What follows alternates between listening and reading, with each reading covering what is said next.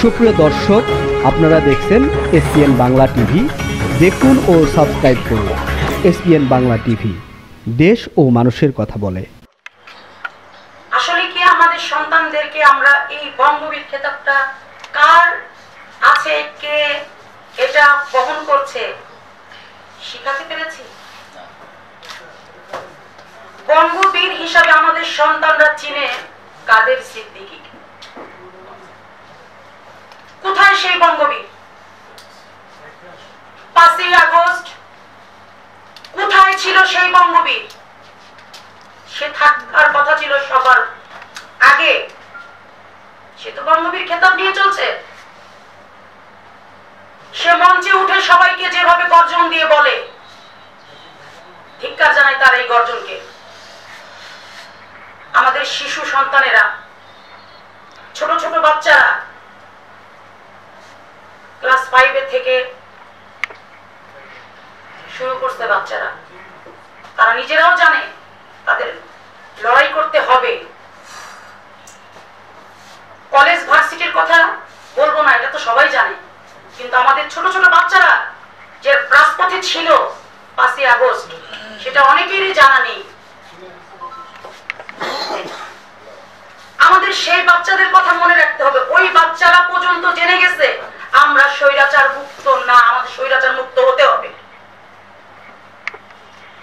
আমাদের এটা গণতন্ত্র দেশ, এদেশে মন খুলে আমরা কথা বলতে পারি না,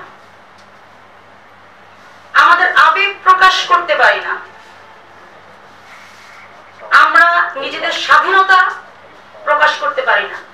কোথাও কাজ করব, পড়াশোনা করব, ব্যবসা বাণিজ্য করবে, কারোর কোনো স্বাধীনতা নেই। কেন নেই?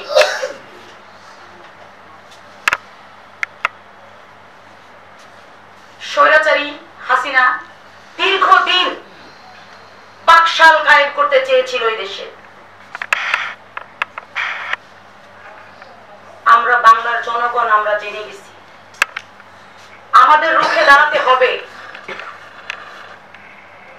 তাই আমরা স্বাধীনতা 71 সালে যেমন আমাদের মায়েরা তাদের সন্তানদেরকে রাজপথে নামে দিয়েছিল, আমরা সবাই সন্তানের মায়া ছেড়ে দিয়েছিলাম।